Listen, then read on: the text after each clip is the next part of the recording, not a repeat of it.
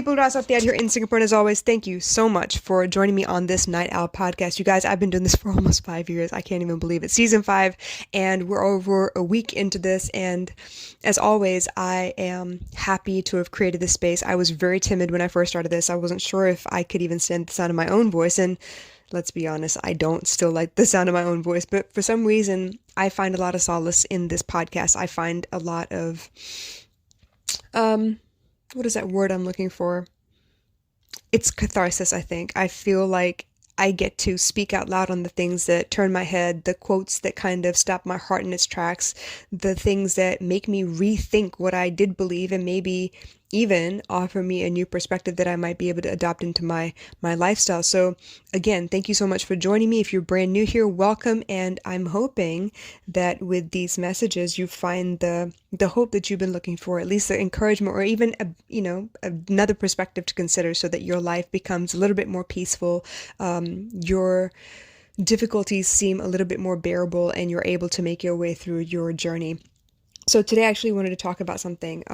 I know there is a prayer out there that says, God, give me the strength to accept the things I cannot change, and the wisdom to know the difference. I'm missing a line in there somewhere.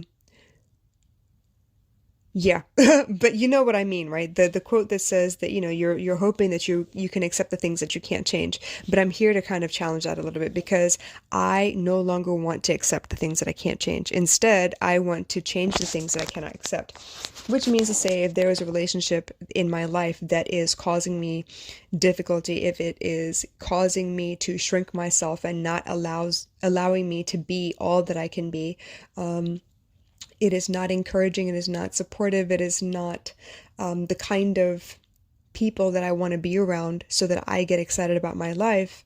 It's up to me to change those things. I don't want to accept it anymore. I don't want to settle. I don't want to go along to get along just because I don't want to ruffle any feathers. And it's not to say that I want to throw things in people's faces and rub them the wrong way on purpose, but I want to make sure that, people understand I am here to do the best that I possibly can. I'm here to make a difference. I'm here to, if possible, ease as many minds as I can while I have time on this earth. And if you're not one of those people who's going to allow me to do that or are going to cause me grief while I try to be, a shoulder to lean on for other people, then I'm sorry, you got to go. I spent way too many years allowing things to be as they were because I didn't think I could do any better.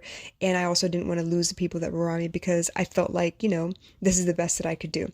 So I'm not saying that I'm better than anybody else by any means. I'm just saying that if you cause me strife and if I tell you that you do and you're not about to change any of that, I got to do something about it. I've got to distance myself or at least, get to a place where you don't bother me so much. So either it's internal work or it's external changes. One or the other is going to have to happen because my life is important to me. My peace of mind is paramount. And if I'm going to help the people that I really want to go out there and help, I need to be in a place where I am capable of helping those people. So no, I am no longer accepting the things that I cannot change. Instead, I am changing the things that I cannot accept. Let's put this in context, shall we? I loved my ex-husband. I was happy to be his third wife. I was happy to be the step parent to his 2 children. I was happy to deal with baby mamas. I was happy to, build a house out of nothing, as in to create that feeling of home in a place where the kids were running off into 2 different houses. They were never actually in the same place at the same time. They didn't know how to get along as siblings, and I was happy to do all that for him. But at the end of the day, what is a partner? And I didn't know enough at the time to be able to set those limitations or boundaries in the beginning. I started doing it at the tail end just before I left because I couldn't take it anymore. I figured I would turn a blind eye. I would turn the other cheek. I would allow people to, be the best that they could. And I would adjust, right? It wasn't too much to ask for me to adjust. And at the end of the day, I'd adjusted so much and accepted so much that did not serve me that it had reduced me to a level where I was not able to serve. I was not energized enough to get up and do much of anything. And it was all I could do to get from one day to the next until I finally said, you know what? Enough is enough. I can't be in this marriage anymore. I don't know how many times to tell you and how many different ways to tell you, but obviously you're not taking it seriously enough. The problem, I think, was that I had shown him that I could tolerate pretty much anything, that when I told him that I couldn't tolerate it any longer, he didn't believe me because I had already come through 8 years of marriage with him, and I'd already been through paternity suits and, exes showing up at the house and all kinds of crazy nonsense, that he didn't think for a second that I would be the one to leave, ever. And that was my mistake. I should have been able to tell him way back in the beginning, but I didn't know enough about love, relationships, or myself for that matter to be able to actually speak that language and explain to him what I did and did not want. And it's something that stems from childhood. I didn't see my mother ever do that, so I didn't know what that would look like, how I was supposed to manage that. I didn't see any of the aunts or uncles in their marriages that were able to do that. Some were overbearing to a point of the other person was just, ugh, whatever, I'll just go along because I can't stand this person, or I can't, out talk them. I can't be loud enough to be heard anyway, so I'm just going to do what I have to do to get through the day. And if that was all that I saw, it's what I learned and it's what I discovered that was easy to go to because I understood what the consequences were in that kind of a relationship. But ultimately, I couldn't deal with it. I had to change the things that I could not accept because it was really, really destroying me from the inside out. Now, with that comes another quote that actually really bears a lot of weight in this conversation.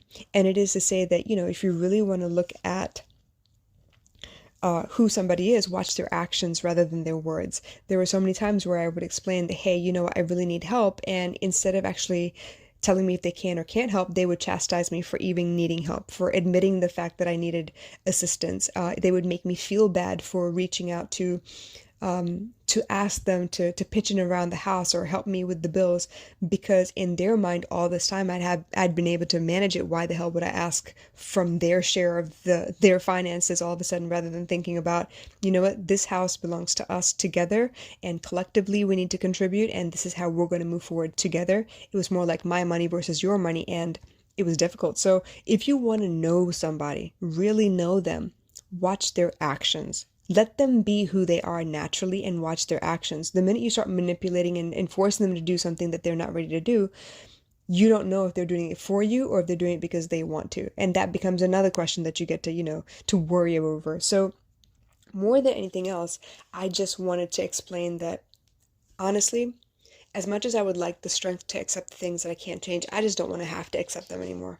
I want the strength to be able to stand up for what I want, to be able to ask for what I need, to be able to let people in and be vulnerable. Whether they accept the vulnerability or not is not in my hands, but that I continue to be strong enough to show my vulnerabilities, to show people that I'm human, that I do need assistance and a helping hands from time to time, just like I'm able to offer to other people, so that I can live the best possible life. So honestly speaking, this was important to me, and I'm hoping that if you feel some type of way about that quote itself, that you will take some time and maybe leave me your comments or your concerns, and we can have a discussion, because I don't want anyone tolerating anymore. I don't want you to have to settle for anything anymore, because that's not how you have a great life. You can have a good life, definitely, but that's not how you have a great life. And I would love for you to really thrive in your life rather than just survive from day to day. You hear what I'm saying? So I will catch you guys a little bit later, but in the meantime, y'all take care.